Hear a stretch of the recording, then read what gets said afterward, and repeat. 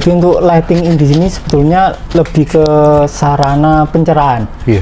Karena ketika kita lighting in, benar-benar yang lighting in, maka diri kita akan tersadari sebagai fiksi atau tidak benar-benar ada. Karena sebenarnya diri ini pada dasarnya adalah sebuah fiksi yang dihasilkan oleh otak kiri kita atau otak penafsir.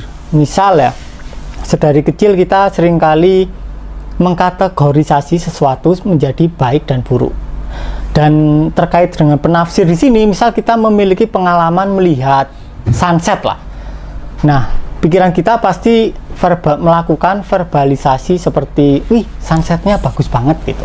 Nah, ketika verbalisasi ini terus terjadi sepanjang hari, bahkan seumur hidup kita, di situ akan mulai muncul pola-pola tertentu yang akan membentuk diri fiksi yang seakan-akan ada. Nah, ketika diri fiksi ini ada, akibatnya muncul urgensi untuk mempertahankan diri atau survival lah istilahnya. Nah, dari survival akan muncul terhadap upaya untuk menolak pengalaman yang kita anggap buruk dan tentu saja terikat dengan pengalaman yang kita anggap baik. Nah, dengan penolakan dan keterikatan ini akan mulai muncul samskara. Udah dirinya fiksi, muncul samskara. Sama-sama fiksi. Dan ketika kita terus berkelut dengan sesuatu yang pada dasarnya tidak benar-benar ada, itu ibarat lautan yang mengira dirinya adalah ombak, dan ombak ini berusaha agar stagnan dan melawan segala sesuatu yang pada dasarnya ilusi. Akibatnya sesuatu yang terbatas ingin menjadi sesuatu yang lebih. Misal ombaknya berukuran kecil ingin menjadi ombak yang lebih besar, padahal itu ya sesuatu yang sangat susah, bahkan sangat mustahil. Lain kalau ketika lautan mengira dirinya sudah sadar ya, mengira dirinya lautan, ya udah. Ini ketika kita mencari pencerahan atau berusaha tercerahkan, pada dasarnya ya seperti halnya ombak yang mencari air. Ombak yang mencari air. Oke. Padahal ombak itu sendiri adalah air. Jadi yang mencegah semua manusia tercerahkan adalah usaha untuk tercerahkan. Makanya kayak di Heart Sutra, ajaran Buddha itu sudah sangat-sangat terbuka. Beliau bilang bahwa pada dasarnya semua manusia sudah tercerahkan. Dan apa bedanya denganku adalah aku sadar bahwa aku sudah tercerahkan, sedangkan kalian nggak sadar kalau kalian sudah tercerahkan. Itu saja bedanya. Nggak ada kaitannya dengan usaha sebetulnya. Nggak ada kaitannya dengan usaha. Dan ketika Buddha tercerahkan, ceritanya kan dia menyerah, duduk di bawah pohon, tepat bulan purnama, dan ketika itu seluruh samskaranya muncul sebagai negativitas yang sangat besar. Terus disebut sebagai mara waktu itu. Jadi ketika beliau mampu membiarkan marah itu masuk, dialami secara total, di momen itu beliau tercerahkan. Nah Mas, kalau misalnya dijelaskan lewat video ini kan kadang teman-teman masih susah mencerna gitu ya. Karena memang dari awal itu kita senantiasa diajari bagaimana cara menggenggam, cara mendapatkan, meraih sesuatu gitu. Kita nggak pernah diajari cara melepas gitu.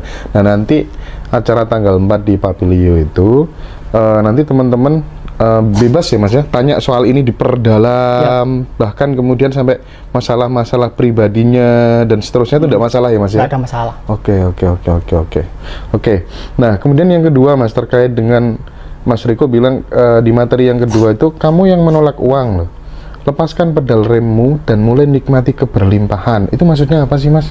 Gini, misal kita ini kan ditanamkan dogma-dogma terkait uang kan, dari kecil lah. Dan secara tanpa sadar kita mengadopsi belief dari orang tua kita, dimana belief itu biasanya bersifat acak. Artinya ada yang bersifat gas dan ada yang bersifat rem. Misal keinginan kita, kehendak kita ingin kaya lah misal. Tapi jauh di bawah sadar kita memiliki belief bahwa misal ketika kaya kita takut dipinjemi orang uang pertama, atau misal kita orang kaya nggak bisa masuk surga.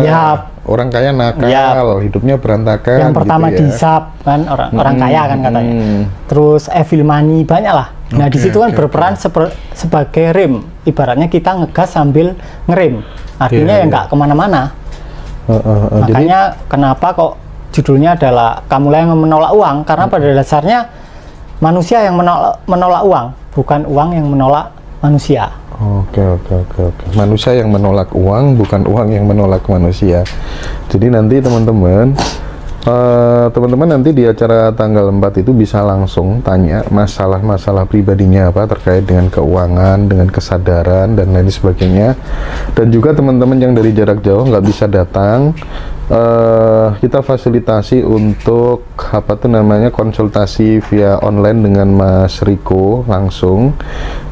Nanti kita kita akan share ya di video-video akan kita share, nanti teknisnya silakan menghubungi admin ya. Nah, kemudian yang ketiga Mas Riko, hidup dari memori atau inspirasi itu maksudnya bagaimana gitu? Kebanyakan mayoritas orang hidupnya dari mana kalau nggak dari inspirasi atau memori? Ya. Jadi kebanyakan orang pasti hidupnya dari memori. Nah, memori ini kan penyusun ingatan yang membentuk citra diri atau diri fiksi. Nah, ketika kita bergantung pada memori tentang siapa diri kita, akhirnya semua tingkah laku kita akan otomatis. Apapun lah, pasti otomatis. Dan di situ ketika kita menganggap diri kita atau citra diri itu tergantung pada cerita masa lalu kita maupun harapan kita ke depan, akhirnya terbatas. Sama kayak lautan mengira dirinya ombak. Mau sebesar apapun ombaknya pasti terbatas. Dan semakin besar ombak, dia pasti ada kecenderungan untuk ingin lebih besar. Nah, di situ muncul penderitaan karena salah memahami diri sendiri. Jadi sumber dari penderitaan itu sebenarnya adalah kita salah paham bahwa sesungguhnya kita ini ketidakterbatasan, tapi justru kita malah ingin menjadi yang terbatas, begitu kan maksudnya Mas Riko ya? Betul. Oke. Jadi kayak anak kecil itu kan di awal-awal umur balita pasti dia belum teridentifikasi dengan tubuhnya. Betul. Itu salah satu contoh aja deh. Dia misal bercermin lah. Iya. Pasti misal namanya Andi lah. Mah ada Andi di situ gitu kan. Nggak mungkin dia bilang aku karena dia belum teridentifikasi dengan nama, cerita dan tubuhnya. Dia masih tak terbatas. Dan ketika dia tak terbatas, ya dia bahagia apapun keadaannya. Bahkan dia lihat daun aja dia udah sangat-sangat bahagia. Dan itu yang kebanyakan tidak dimiliki oleh para orang dewasa. Meskipun lihat orang punya hutang, orang sakit, nggak ngefek ya Mas? Nggak ngefek. Nggak ngefek ya. Karena bayi itu ya. Iya. Baby eyes ya. Iya. Iya Mas Joko ya, baby eyes ya. Nah, kalau terkait dengan kesadaran nanti yang akan dikulik, yang akan dikupas, intinya bagaimana Mas Riko? Intinya adalah kita akan biasanya kan kita mengira ada diri di dalam kepala kita kan, yang menavigasi tubuh kita. Jadi kayak pilot ada di dalam pesawat dan menyetir pesawatnya lah. Nah, itu akan kita bedah bahwa sebenarnya tidak ada operator di dalam tubuh kita atau tidak ada jiwa. Kalau Buddha bilang kan, beliau bilang nggak ada jiwa, nggak ada ruh, nggak ada Tuhan. Iya. Terus yang reinkarnasi siapa? Itu kan pertanyaan. Reinkarnasi cuma sebatas api yang padam. Itu cuma memory bursting. Oh, itu menarik sekali. Kalau misalnya Mas Riko, kan teman-teman kan karena banyak yang dari luar negeri kan nggak bisa datang gitu kan ya. Nah, itu nanti biasanya konsultasi itu dengan problematika teman-teman yang unik-unik, yang akut-akut begitu, itu normalnya berapa menit sih Mas konsultasi itu? 30 menit? Kalau kita berusaha menyelesaikan masalah, paling 2 jam. Tapi kalau kita berusaha menemukan bahwa diri kita fiksi dan pada dasarnya realisasi diri lah, itu paling 5 menit. Oke. Tergantung tujuannya apa. Oke, baik. Itu sesuai dengan case-nya ya. Iya. Mungkin nanti beda-beda begitu ya. Nanti kita komunikasikan lagi soal itu. Nah, kadang saya tuh akhir-akhir ini mulai berpikir gitu Mas. Kenapa ya banyak orang menerapkan satu metode yang sama? Jadi metodenya sama, entah itu bicara soal finansial atau kemudian spiritual, orang pengen menjadi lebih baik, level kesadarannya pengen naik gitu kan, menjadi lebih damai, lebih tenang, lebih waskito, ada yang intuisinya menjadi lebih tajam begitu, pakai metode yang sama, tetapi kenapa hasilnya kok berbeda-beda gitu? Even itu konteksnya dalam hal spiritual maupun finansial. Kalau menurut cara pandang Mas Riko bagaimana? Nah, itu sebenarnya pada dasarnya akarnya adalah kesalahannya ada pada basisnya. Dari area mana dia praktek? Apakah dari area ego ataukah dari area kesadaran? Jadi ombak nggak mungkin bisa nggak mungkin bisa menjadi besar lah. Jadi ombak harus secara sadar menyadari bahwa dirinya adalah bagian dari lautan, dan ketika ombak itu terjun ke dalam, akhirnya dia yang menjadi lautan.